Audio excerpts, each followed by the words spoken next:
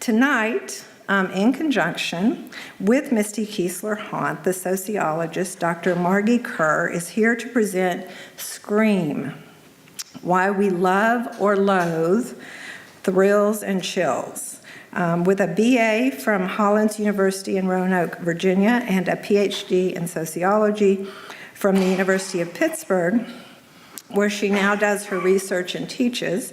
Margee Kerr has developed a significant reputation for her work on fear, specifically how and why we engage with that which frightens us.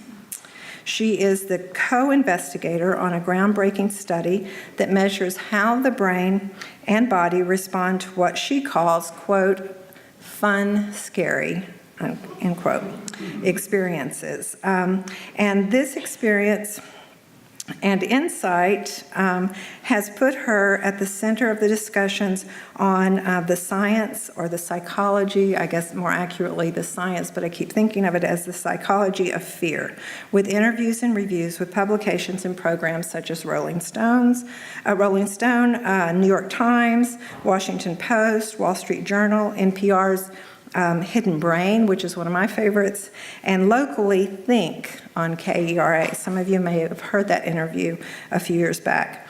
She has also contributed to significant publications, including the New York Times op-ed, Slate, Psychology Today, and Salon.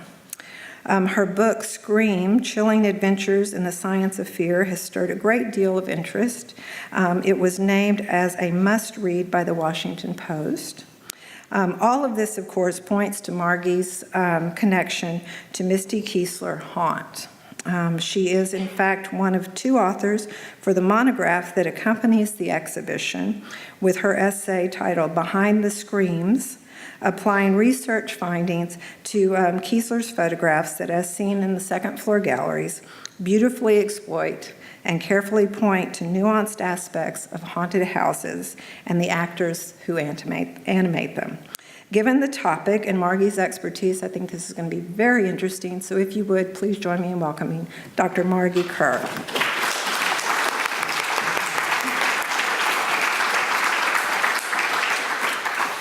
Hi, everyone. Thank you all so much for coming out tonight, and so many thanks to The Modern for inviting me, and especially to Misty. I'm so honored to be part of her incredible book and the work, the exhibit. If you haven't seen it, you really should go and check it out. It's really beautiful. So I am just very happy to be here tonight and talk to you all about fun, scary stuff, and some of the science behind why we do or do not like this type of material. One point about this photo that I have up here, this is one of my favorite photos, and it's actually a favorite among many of my affective scientist friends and colleagues, because it's such a genuine capture of expression, in this case, kind of fun, scary, of fear.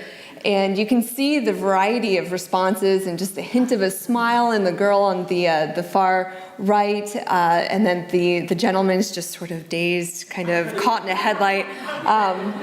But I love this photo, and I think it really does capture the range of expression that we see doing these types of activities.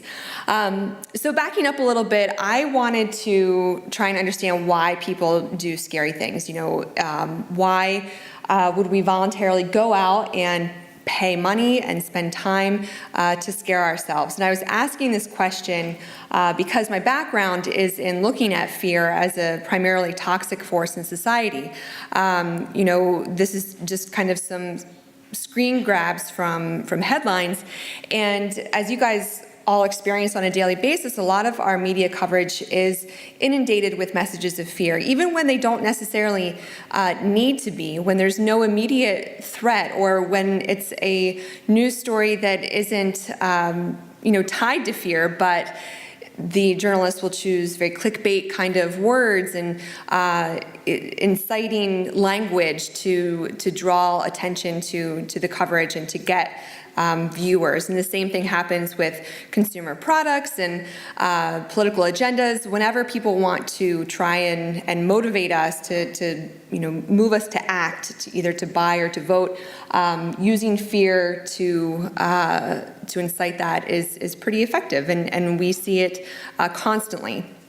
And this isn't a new thing. We've been using fear to motivate since likely the dawn of human history.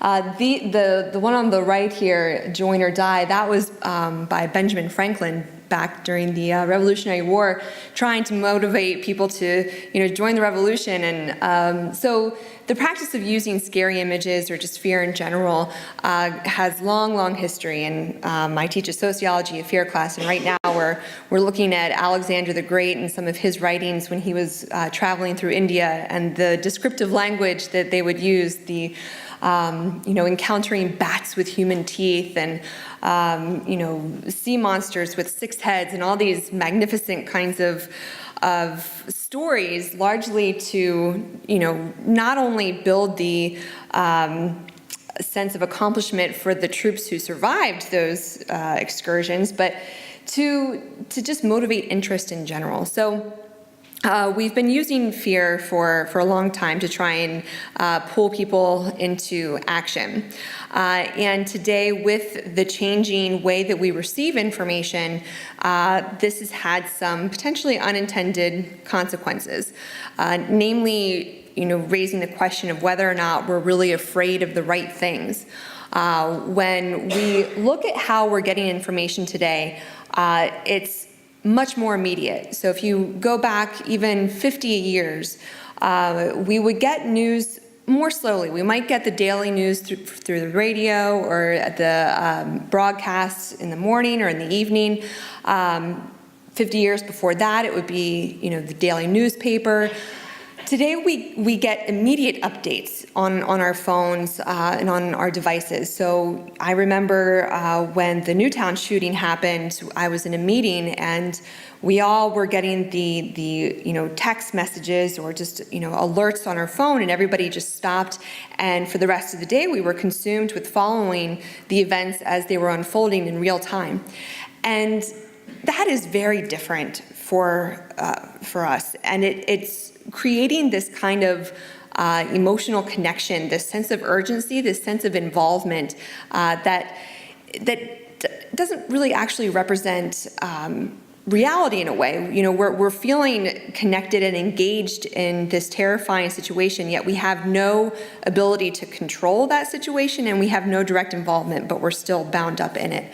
And that's having some consequences to how we perceive threat and how we think about fear. Because then what happens is we, talk amongst ourselves, we, go to our trusted news outlets, we watch mostly the same TV shows, on a daily basis, and we end up with a dire misperception of what we should be fearing. And this happens through a couple different mechanisms. So there's a concept called familiarity, which you may be familiar with. But basically, the more you see something, the more familiar it becomes, the more you start to think that it is a real problem. A go-to example of this is typically around Shark Week, when all of a sudden you start hearing about more and more shark attacks, or the media decides to start covering more shark attacks. And so you think, oh my gosh, what's going on with sharks? They must be having a frenzy, but in reality, it's just that the media are mentioning it more. Then, even though we have more choice in where we get our news, we do typically go to the same places. If you just think to yourself right now where you get information, it's probably just a handful of websites, a handful of TV channels that you go to regularly. We don't veer from that too much unless we're intentionally trying to diversify our news sources. So there's the perception that you're getting a lot of different viewpoints, but we're actually getting them from very few. And they typically are now outlets that already vibe with a lot of our other beliefs and worldviews.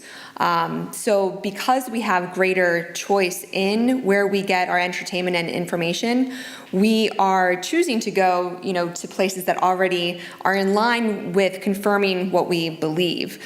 And this has a real problem because then you end up with what's called, confirmation bias. You think that because you're hearing things you believe repeated back to you, that it confirms your beliefs, when really it's just this echo chamber cycling around and around and around.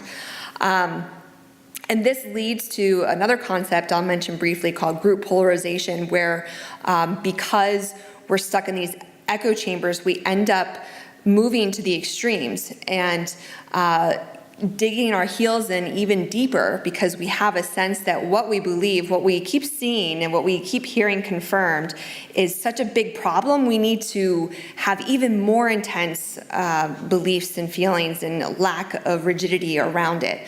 And this also is different than the world that we've lived in for many years, because everyone was forced to listen to the same handful of news programs and TV channels. You had your main networks and that was it. So, when people sat down to watch TV, everybody across, ethnic groups and religious backgrounds and socioeconomic status had to watch pretty much the same thing. So you were actually getting more diverse viewpoints in a lot of ways than you do today, where everyone just goes off into their own spaces. So this leads to a misperception of what we should be afraid of. We're afraid of the things that we're hearing from a more narrow perspective. And this is problematic because then we don't really pay attention to the things that probably we should. So when we look at what we really should fear, and this is just a chart I'm not going to go through, I just am putting it up there as kind of a reference point. But when we look at our actual risk, it's going to be very different based on where you live, based on how old you are, based on your life experiences, based on your income. All of those things are going to influence what the biggest threat is to you right now. But a lot of people don't really take the time to look at that and find out, okay, what is really going to threaten my well-being, my livelihood, my community's livelihood. And today a lot of those things are chronic, are long-term, and more abstract and harder to wrap our minds around. It's very easy to see a bear charging at you and know, I need to deal with that bear. Today it's like, I got to deal with climate change, and that's becoming a lot more real for a lot of people very quickly. Or I've got to deal with, chronic illness or heart disease, or these things that are so far away that it's hard to really appreciate the threat that they may be presenting to us. Or, for example, something that I really, that I don't hear a lot about, and I keep looking for it, is distracted driving. So I don't know if you guys have heard about this, but just in the past 2 years, motor vehicle deaths, so this isn't even accidents, these are mortality figures, have increased 14%. That's the first time in half a century. And so this is, pretty much since, if we go back 25 years, we haven't been driving to the same extent that we have these past 25 years, in the early years where cars were only affordable to, smaller demographics. But now a lot of people can have access to cars, and we're seeing a great increase in deaths in the last 2 years. And you don't think about it too much, and that's because a lot of people, when they get into their car and they check their cell phone, or they respond to a text, we do it so many times without any incident. We start believing that it is safe when actually it's really it's very problematic. So this is a little kind of pet project of mine, just trying to increase awareness on distracted driving, because it is one of those things that is having a huge impact. So here we are living in this world where we're just inundated with all of these very terrifying messages, and now you have me telling you to be scared about more things, and it just feels like, why would we ever ever want to go and voluntarily do scary things. You would think that we would want to run the opposite direction. And for some people, that is what they do. They say, I just don't want to deal with any of it. I don't want to do anything scary, and that's fine. And we can talk about individual differences later if you want. But a lot of people do want to do scary things, and they come in many, many, many different forms. And I'll talk to a lot of people who will say, well, I don't like scary stuff, that's just not for me. But then they're, downhill skiers. I was in Leadville, Colorado last week, and out there, lots of extreme sports are really popular. And I would ask them, well, why would you do that? Why would you go barreling down a hill at breakneck speeds with the threat of injury and, all of these things that rationally would seem pretty dangerous or scary to do? We choose to do them. So there's lots of different ways that people engage with what we call high arousal negative stimuli. It's very popular in the US. And I want to note that that's not true in all cultures, in all countries.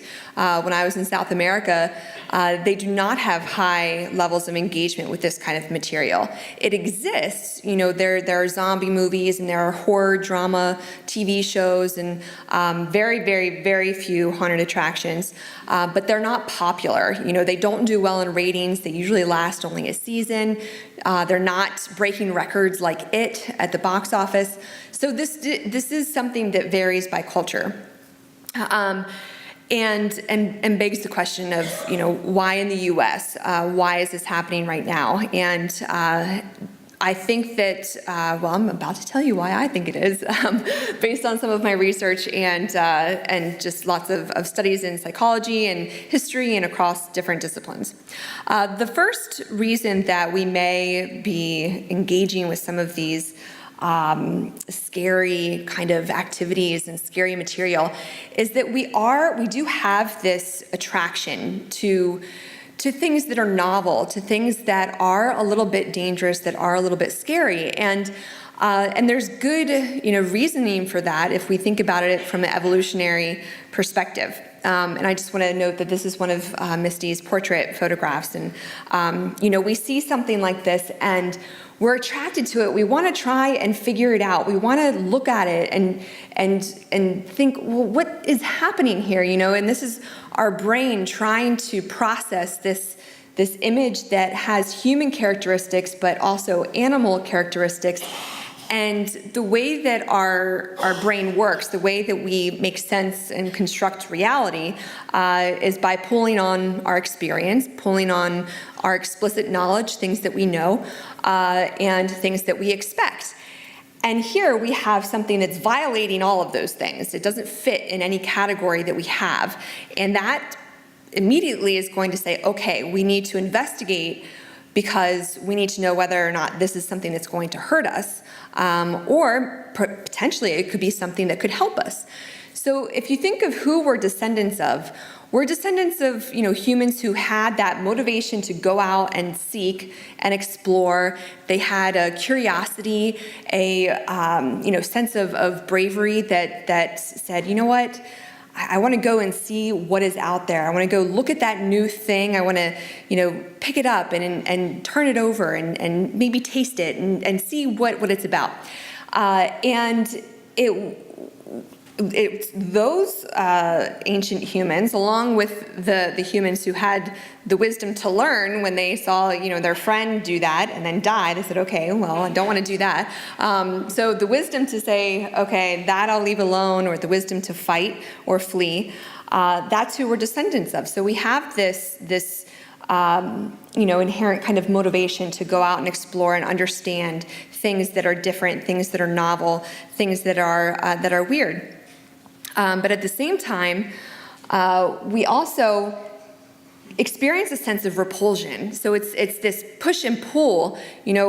Something is different, something is weird, something looks maybe dangerous.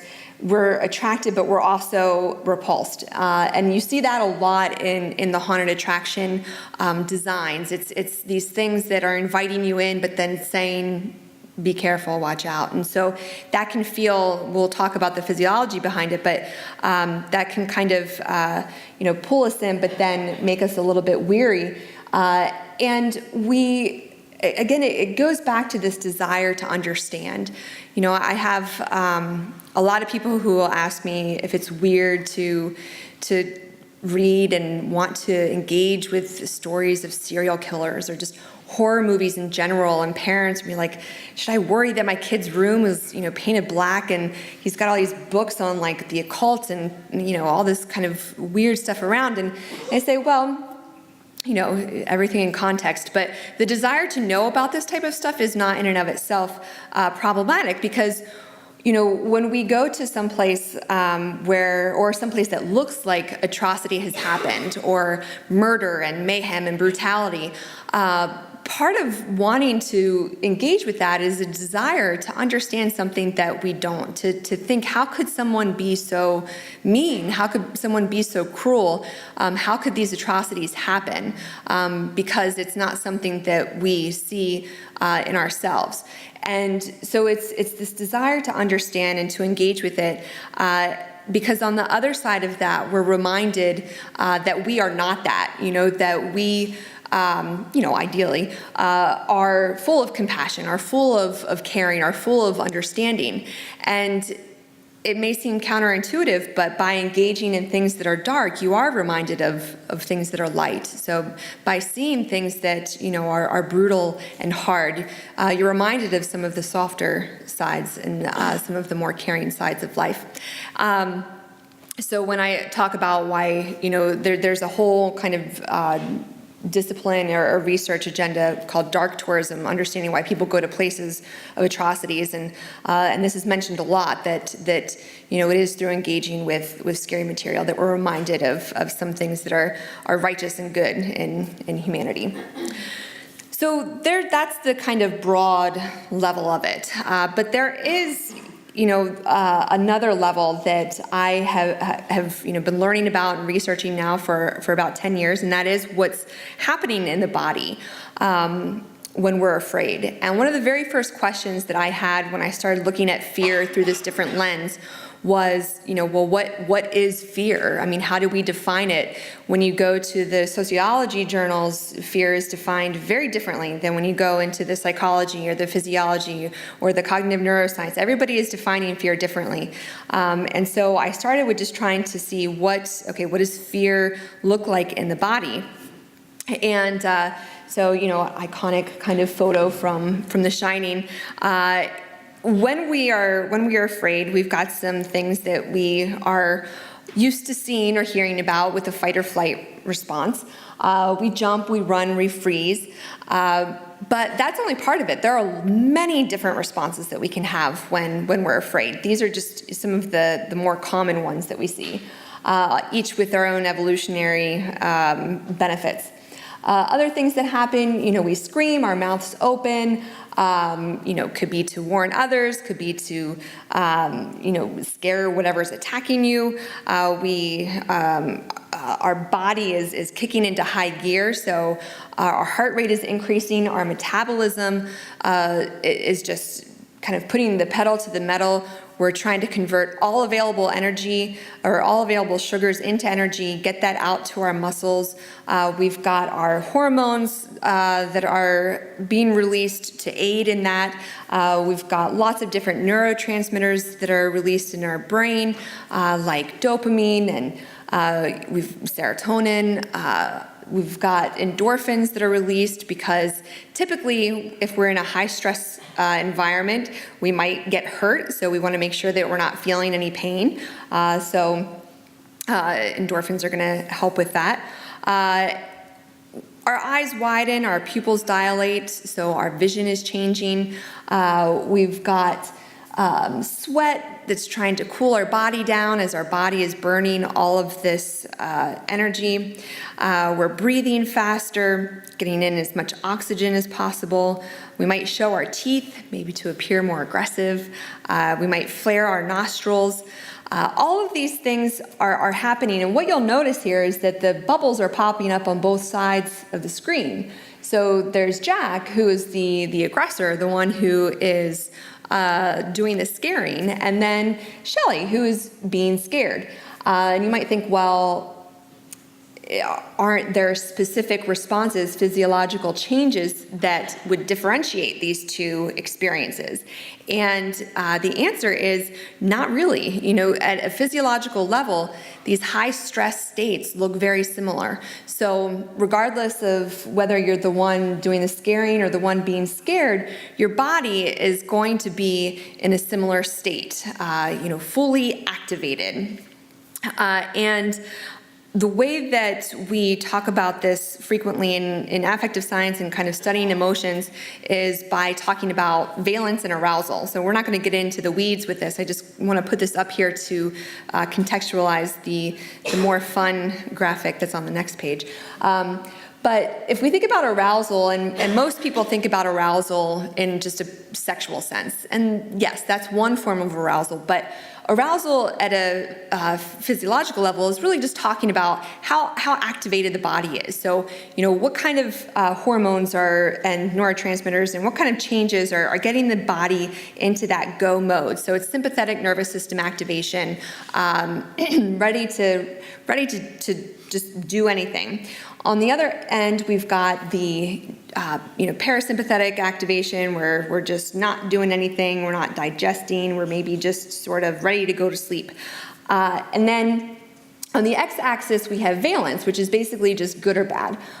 So how positive or negative do we feel about something, or just how positive or negative in general is the kind of temperature of, if you had to take your emotional temperature, if it's positive or negative.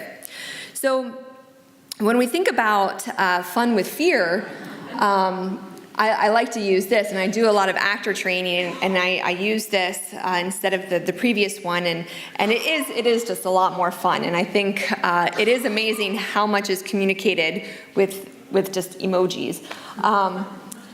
But when we think about what's happening when we're scared in a haunted house, we can think about it like the ghost face at the top. The startle happens, the air cannon is blast, the strobe is flashing, and we jump, we scream, our bodies are thrown into that threat response, which just is, everything kind of going into activation.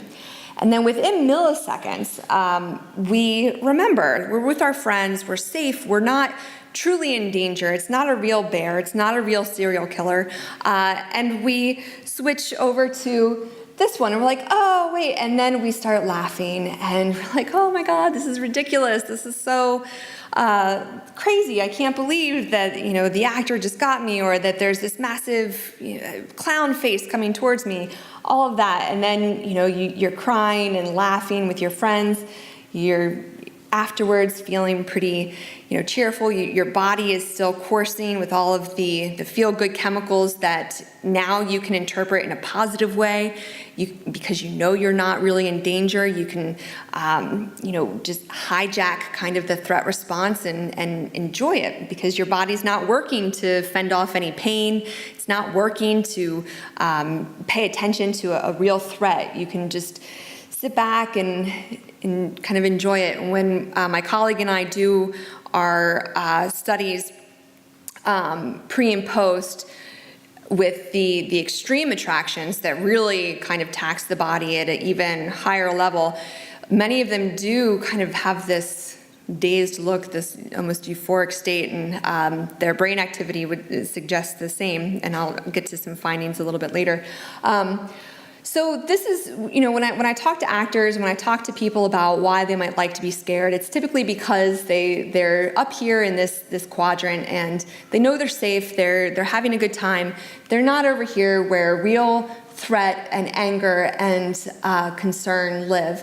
And this is also why, in haunted attractions, typically whenever I do surveys and whenever I talk to people about what kind of attractions they like, it's not attractions where actors are rude, where actors make comments about somebody's shape or comments about their size, anything that is going to trigger a sense of embarrassment, a sense of shame, a sense of sadness really is not in the fun, scary category. And, some attractions get this, others don't, and they might think that kind of thing is scary, but really it gets people down here. And once they're down here, it's very hard to get back up here, physically and just emotionally, psychologically. So this is kind of what is occurring in the body in these fun, scary moments. And then we've identified, the boundaries around when fear is fun, when we can use these experiences intentionally for growth and for enjoyment. And it's when it's voluntary, and ironically, it's when it's safe. So here are two more photos from Misty's book, and here we have, what appears from a distance, and if you're going through it and you're in the dark, you might think it's a real fire, but it's a fake fire. Or, things that look like they're going to fall over, but they're not. So these conditions of it being voluntary and safe are really foundational to fun scary.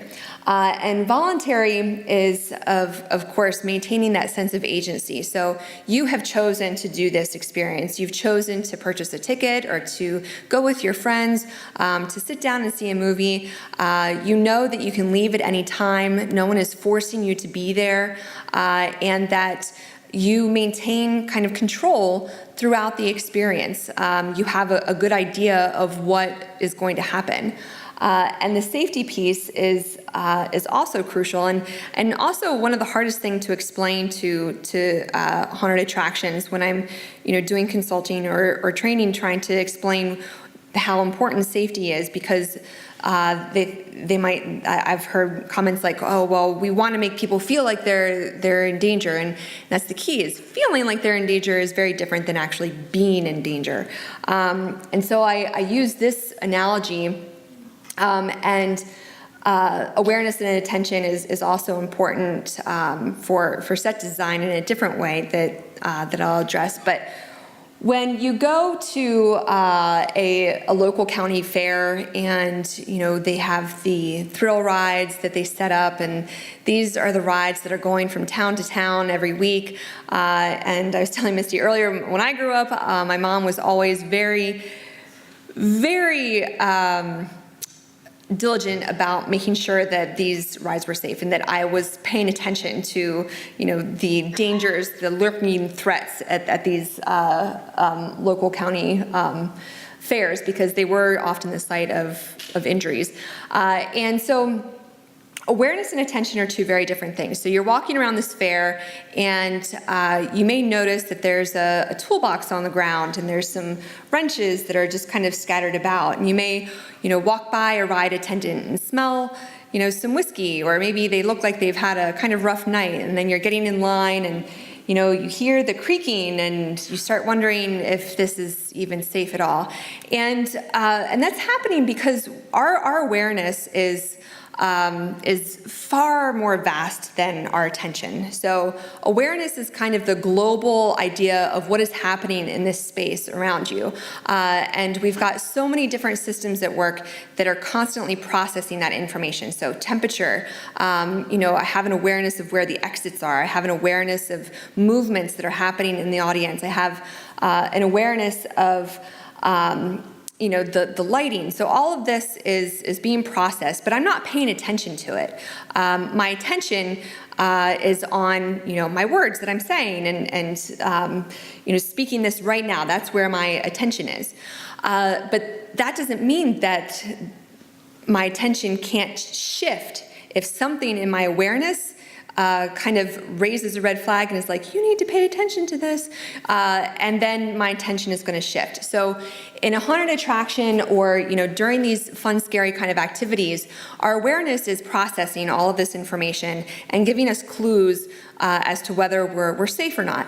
And as soon as our attention is, targeted, is grabbed by something that is considered unsafe or that is out of place, we're going to start looking for more signs of that. And some of this has to do with what I was talking about earlier about, wanting to investigate novel things, wanting to look at things that are different and somewhat dangerous. Is we do have a negativity bias. So if you show someone a picture of a flower in a car accident, we're going to go look at the car accident first and look at it longer because that's the thing that is scary, that is more important. We've processed it just so fast that we're not even consciously aware of it, that this is the thing that's important. So in an environment where there are these signs that there's not safety, we're not going to be able to lean into the experience, to actually suspend our disbelief and feel a sense of full immersion, because there's going to be a part of us still looking out for those dangerous signs. So in haunted attractions, these are things like nails sticking out from the wall, or actors behaving in an unprofessional manner, or actors breaking character. And then this is also why the detailed sets are so important. For those of you who've never been to really high-end haunted attractions, the difference between a high-end attraction like the ones in Misty's book and kind of the backyard black plastic, the difference is vast, and it's because in an environment where our awareness is taking in all of this, a distressed wallpaper, a photo, a blood pool on the ground that you're only seeing for a half a second. You're not paying attention to it, but your awareness is telling you that you are in this fully immersive space and you feel that realism. If you can see kind of the wrappers from the actor who's back there on a break, or if you can see, I don't know, there was an actor who thought it was a good idea to eat a can of tuna on their break in their scene. Those smells pull us real fast. Those type of things are going to register and pull us out of an experience. But if it's safe, if everything is in place and it's professional, we can kind of lean in. And the example I have on the other side here, I did the CN Tower Edge Walk, which is a 117-story structure in Toronto. It's the tallest structure in the Western Hemisphere. And before I went up, I was really just kind of in awe of the security measures that are in place. We had to do breathalyzer. We had to take off our clothes and put on the jumpsuit and their shoes. They also do a swab for explosives, a metal detector, lots of directions. And then when you're up there, you're attached by two separate wires, which are then zip tied.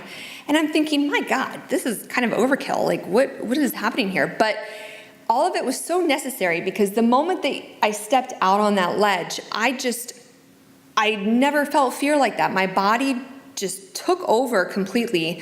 And everything in me said, I'm not a bird, I can't fly, this is wrong, I'm gonna die.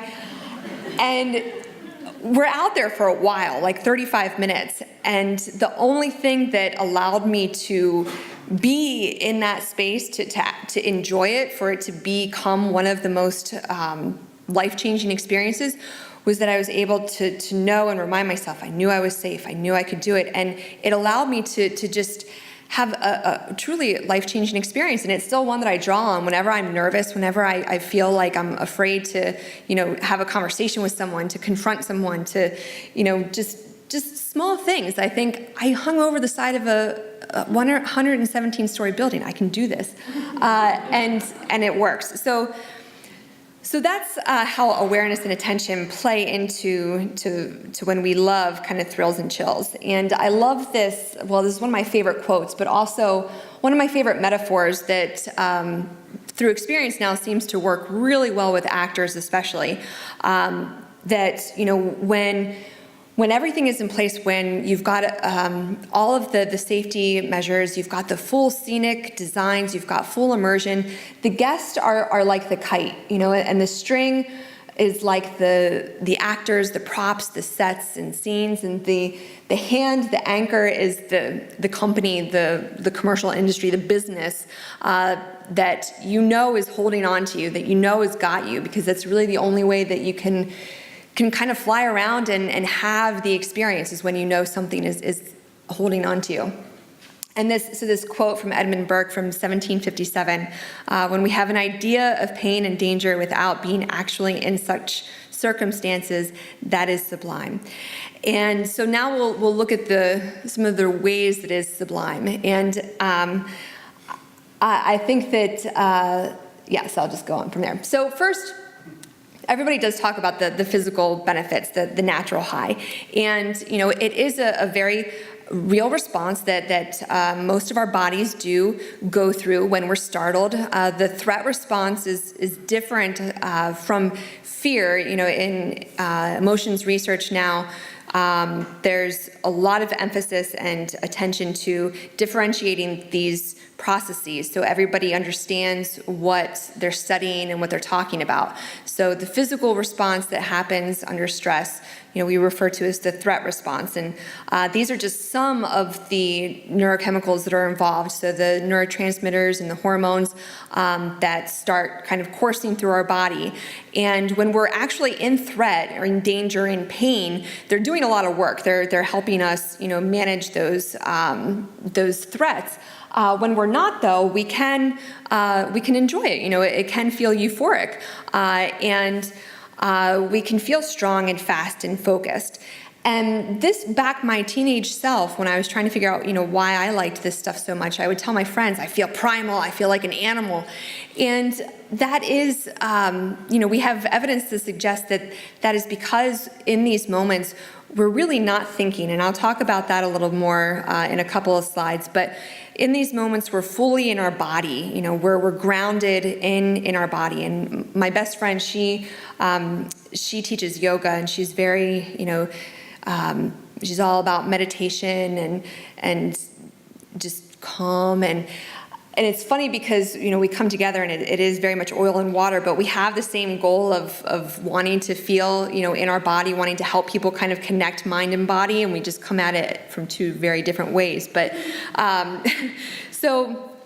and that's, one of the reasons that some people do like being scared, is because this feels like the more natural route to that feeling. They may not be able to do the meditation and the yoga and that quiet. We need just going to, scare myself until I'm not thinking anymore. But there are psychological benefits as well, and this is coming from our research, asking pre and post questions, asking how people report feeling afterwards, and they report feeling confident and successful, competent, and even more resilient. And in this way, we can think about fun, scary activities as any other stressful challenge, like rock climbing or running a marathon.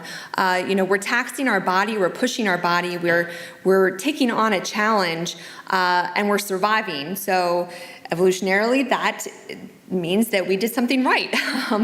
And so what we're looking at right now is how this is happening, in the brain and body. Is it that we are, recalibrating what is considered stressful? Is it because we just, slayed a horde of zombies that now our coworkers aren't bothering us, that we're resetting the bar? Or are we building something up? What is happening? And that's what that's what we want to, find out more about, is what the mechanisms behind this are to lead us to feeling like this. And so now getting back to this idea of pressing reset, and this is another one of Misty's, but I was so, and I don't know if you knew this, Misty, that this was one that I designed and painted with the help of the creative team at Scare House. And so when I saw this in there, I was just so excited because I love this illusion so much. But when we are in this heightened stress state, when we're scared, when we're excited, when we're thrilled, we're reprioritizing where the focus is, and it's not on, our thoughts. It's on our body. So what my colleague and I have found is that for people who are high ruminators, people who get very anxious, who do the kind of repeating, cycling thoughts, that doing something, that is activating that sympathetic nervous system, that is taking the body all the way up, is kind of a way to knock those thoughts out, because all attention is going to our body, is going to, turning us into fighting or fleeing animals. So we're not thinking about the conversation that we wish we had, or things we wish we had said, or our finances, or what we're going to do tomorrow. We're endlessly making those lists in our minds. And it kind of, this is oversimplified, but it's like an Etch-a-Sketch when you just kind of shake it and you can start over and reset. So, and I've put this to use for myself now. Whenever I find myself getting caught up in my mind, if there's a pool around, I'll jump in a pool, or do something, do a cartwheel, do anything to transition attention and focus to my body. So it's I do tell people to do somersaults, because you're not going to be thinking about your bills after doing 10 somersaults in a row. So I encourage you to try it for yourself. So we do think that this is a way to kind of press reset, and for people, especially high ruminators, to get out of their head for a while. And then finally, there are many social benefits to doing fun, scary activities together. Some of you may recognize these photos every year. These are the photos from the haunted attraction up in the Clifton Hills district of Niagara Falls. Oh my gosh, I can't believe I'm blanking on it now. I can't believe I'm forgetting what the name of it is. Anyway, it's a completely blackout attraction. And then there's one point where this light flashes, and they take this photo. And it's another series that affective scientists love, because you can see so many different reactions to fear. And I just love it because you can see, this is what we do when we're afraid. We cling to each other, unless you're my friend Aaron, who is more interested in finding out what mechanism he designs haunted houses, and he didn't want to get lost, so he's holding on to me. But he's like, "What was that? How did that work?" But for the most part, we hide our faces, we cling to each other, and it brings us together. And there's chemicals that are associated with this as well. So oxytocin is just one that's been identified. There's also vasopressin, but these are related to pro-social bonding. However, recent research has shown that it can work the opposite too. So that if you're in a stressful situation, in a scary situation with someone that you don't like or don't trust, it can increase those defensive feelings, and you can feel even more distant. But if you're with your friends, you're with your family, these experiences are going to bond you more closely together. And to me, that highlights how we really do better together. We've evolved to come together in these moments and to cling to each other. This, though, is also still culturally specific. When I was in Japan, the way that groups went through haunted attractions there was in a more of a circular group, and after every startle, people got closer and lower. And I watched about 10 different groups going through and doing the same thing, down, lower. And I thought that was really interesting. So we do learn, even our expressions of fear from our culture. But this coming together is creating these shareable moments. We love to share stories. Humans, that's how we, communication, storytelling, that's everything. And that's what makes for a better story than something scary. And the other part of it is that when we are scared, we do form more layered, rich, detailed memories, because we want to remember what is going to kill us or help us survive. So we are going to remember our friends, and that's what brings us back year after year to haunted attractions and to annual traditions, is that nostalgia, that desire to kind of recreate that feeling. And so, it does build a sense of solidarity, and this does go back to my earlier studies of fear as something that keeps people apart. It's the other side of this, and this is what's so challenging for us today as a society, I think, is to understand how we can come together without necessarily coming together against somebody else. Figuring out how that works and what that balance is starts with understanding, how fear works in culture and how it is kind of behind a lot of these processes that we see. So, these are just some of the reasons that people love or loathe these experiences. And I encourage, one of my big goals now is just to encourage people to think about fear in their own life and to think about ways that it might be motivating you or, driving your decisions, and to bring awareness to that so that you do have more say in, what you want to do, that these aren't just decisions that are being made without your attention, but just based on kind of an abstract awareness, and to bring it into your own hands and kind of decide, what you can grow from in terms of doing fun, scary things. So with that in mind, are there any questions? I'm happy to. I think I have like 5 minutes left, so if anybody has any questions, I am more than happy to answer them. And of course, I thank you all so much.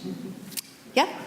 You mentioned at the beginning of your lecture about the inverse, those who don't enjoy being scared. Could you talk a little bit about that and why some may choose to opt out of that behavior?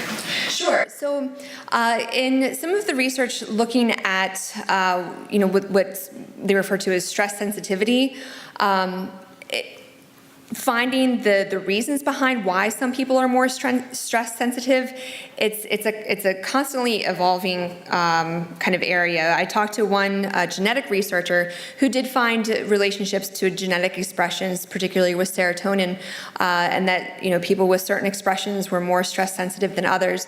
The problem is, and as she said, we knew more about serotonin and a lot of these neurotransmitters 20 years ago than we do today, because scientists are realizing that we only know about things that have been decided we should study, and so there's this big question of what we're missing, things that have not been identified as being critical in these processes. So, it's probably something linked to serotonin expressions, and, serotonin is mostly thought of just in terms of treating depression, but now researchers are seeing that it's much bigger than that, that it's key in processing so many things, just sort of like the oil that keeps the brain kind of going, and that's oversimplified, but so that could have something to do with it, and definitely experiences with different types of content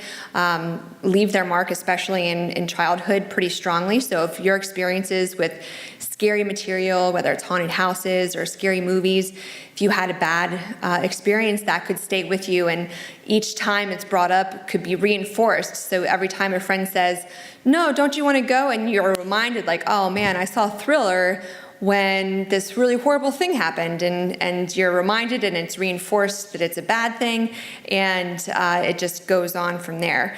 So I always encourage people, if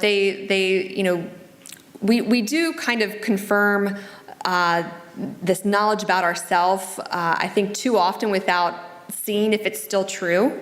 I've talked to people who will say, "Oh, I didn't really like scary movies until I saw this one, and then I realized that I kind of do." So I encourage people to kind of check in and see if what they think they don't like, they still don't like, or to be more selective. There are a lot of horror movies that I don't like. The horror movie genre is vast, and so.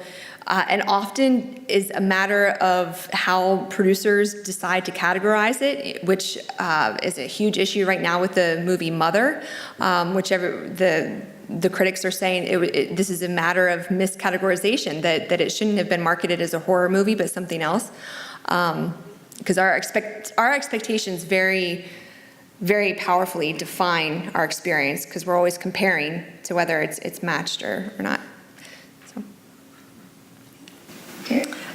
Would you mind talking a little bit as a sociologist about the difference between seeing the photographs upstairs and being in a haunted house?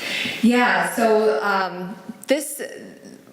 I really have been thinking about it a lot today after talking with Misty about the difference between, Misty was saying that we really can't create that feeling of going through a haunted attraction with a photo. When we go through haunted attractions, we're not really meant to linger on these scenes for too long. They're meant to be experienced just like that because they're so heavy and they're so, scary. You don't want to spend too much time in a room that's been made up to look like a mass murder has occurred, or you don't want to spend a lot of time in a butcher's shop with all these dead animals. You want to just kind of see it and then keep going. And we do that because we want to know, like the attraction. We want to know, like, these are the things that are out there. I can tolerate it this much, and then I'm going to keep going, and then I'm going to laugh, and it's going to make me feel like I've got some kind of control. I've got some kind of sense. I understand it. I've moved on, and now I've created something positive out of it. Whereas with the photos, we're given the opportunity to really kind of go a little deeper, to think about what this means and what this is saying about us as a society, and also to dig into what we're really afraid of. The scenes and attractions look very different in Japan than they do here. Our monster myths, our scenes, our scares are a reflection of who we are, of what we're afraid of. And, the monster myths throughout time have always been this great mirror to society to kind of see what we're struggling with, what we're dealing with in this moment in time. And so, in the photographs, we can think about that and get pretty deep with it and push ourselves to really kind of question what we're truly afraid of, not just for ourselves, but for our family. And that's, I think, one striking thing that I see so often in haunted houses is that the scenes are so scary because they're often threatening people that we love. They're not necessarily, threats to us. They're threats to the people we love. And, so that's, I think the difference is that, you are engaging with the material at such a deeper level, and a personal and cultural level, and you can have the time to do that. But it is a totally different experience than when you actually go through, and you just get that glimpse and then can move on. Well, I'm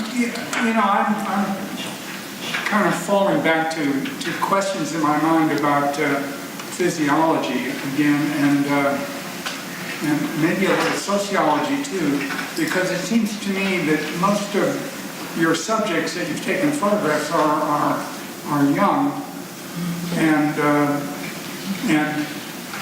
people with their friends, and I kind of wonder about the physiology of these stimuli as you get older, or say as you're taking medicines. There are a whole bunch of medicines that blunt the effect of neurotransmitters. What do you know about those things? Well, I do know that the largest demographic that engages with this type of stuff is the 25 to 35, followed by 35 to 45, and there are the young kids like it too, but by far, just looking at surveys of people who are going to haunted attractions, it's usually the 25 and to 45. I do think that the physiology part of it, just our bodies in general, do play a big role.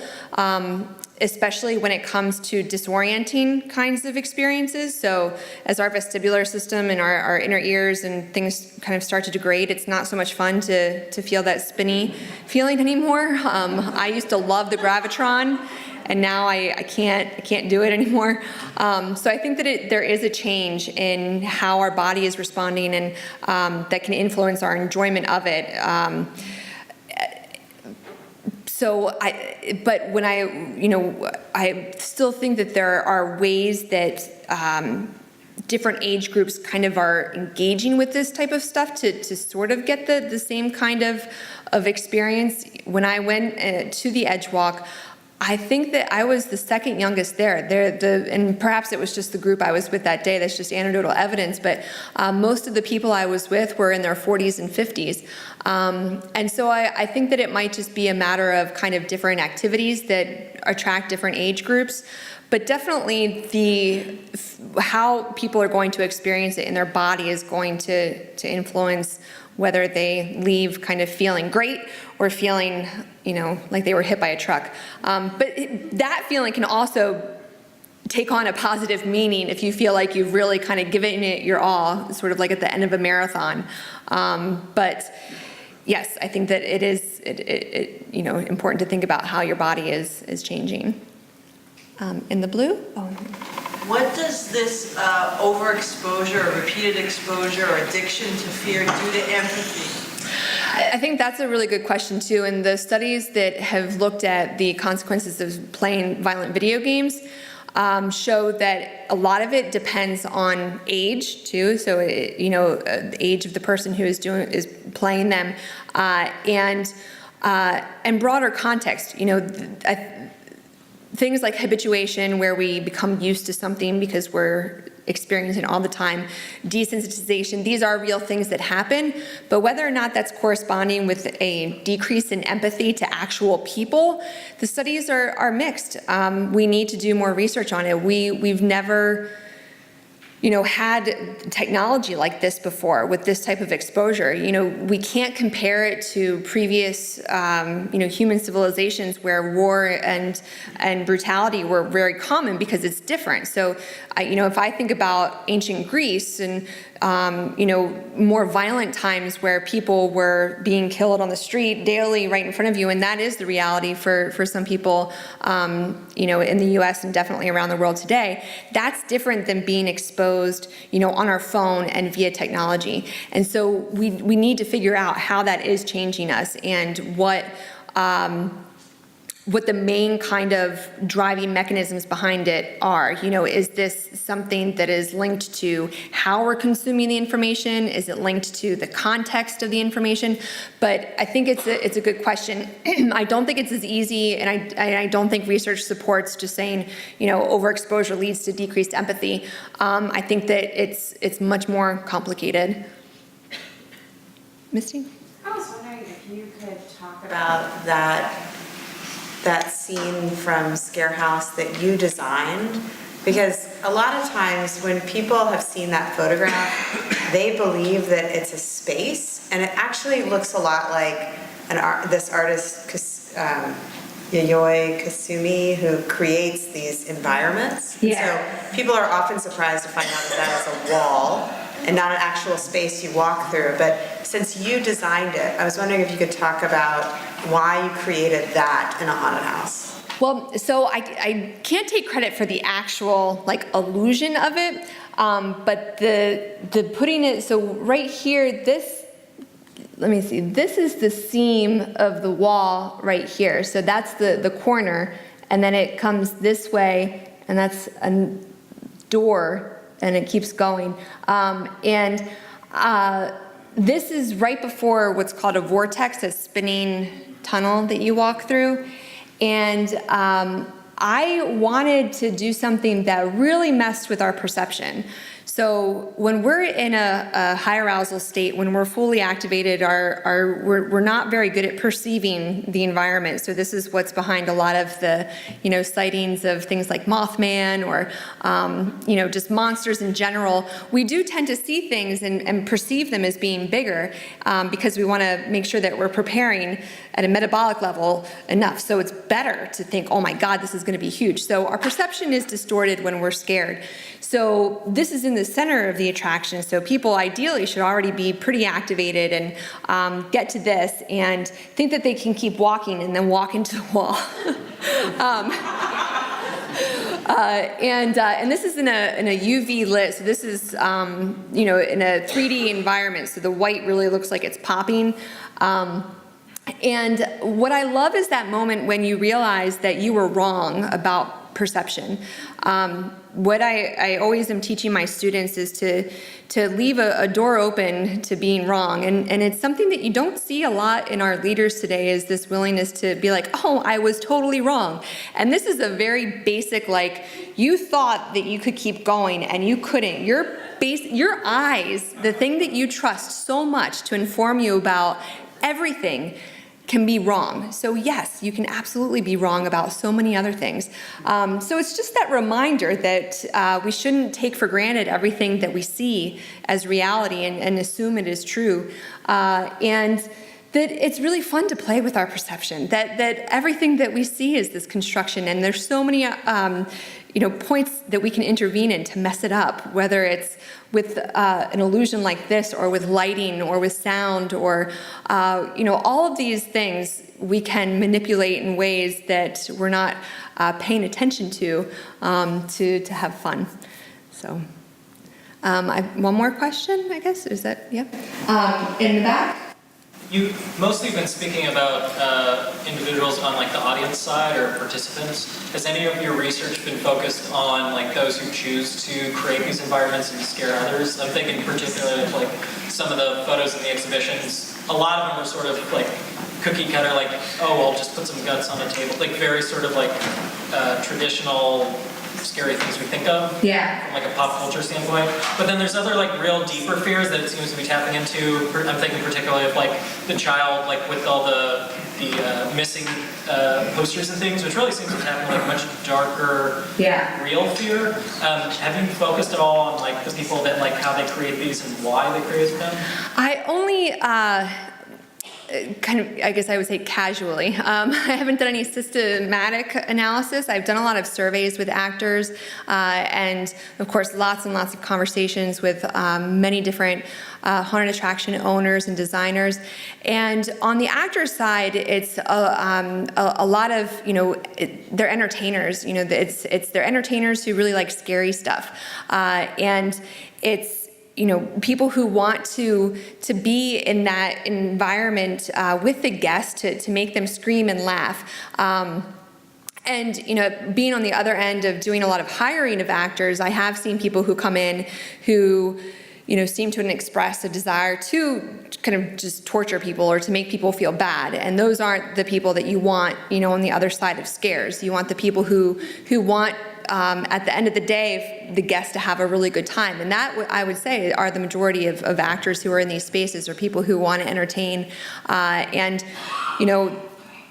The way that we do understand each other, really empathy, is by recreating the experience within ourselves. So, for example, when the actor is popping out and scaring someone, their body is in that same kind of activated state, and they're excited too, and they're thrilled, and they're scared, and there's that anticipation, and all of those things are there for them too. And so it's a energizing, exciting experience for them as well. And I don't know how many actors have said that they've grown a sense of confidence in doing scare acting, that it has given them the confidence to speak up more through just doing this acting.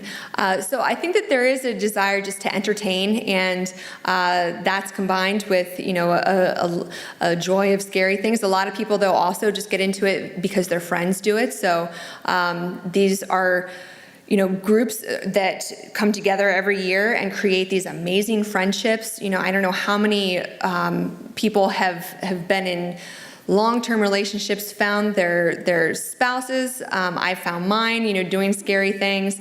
And you kind of create these intense environments, and you build friendships on the acting side as well. When it comes to motivation for the designers, it has been interesting to see kind of where those boundaries are, because there's lots of different types of designers, and I don't even think I could create categories that would make sense to kind of group all the different types of designers that I've met. Some people really love the the process of it, the just from a set design perspective, it's gratifying to use the tools and to use the methods in creating these distressed looks. And so you see a lot of crossover with people who are into film sets and just kind of across the design category. The people who come up with like the storylines they're incredibly imaginative, far more imaginative than me. Like when I think about designing scary stuff, I start with the scares. I start with what's gonna, scare people at a physiological level. So like there should be a startling sound here and then a physical startle from down here, and I think that way. But other people start with the story and just wanting to tell a really good story. And in that sense, they're like any horror writer or or a filmmaker, and just have creative minds and then turn to people with the skills to bring it into reality. And that's really, there's some super creative people out there. So yeah. I think I'm out of time, but I'm happy to talk to folks. And if you have any questions, please don't hesitate to email me. I just want to thank the Modern so much, and Misty, and all of you. And I hope you have a great Halloween season. So.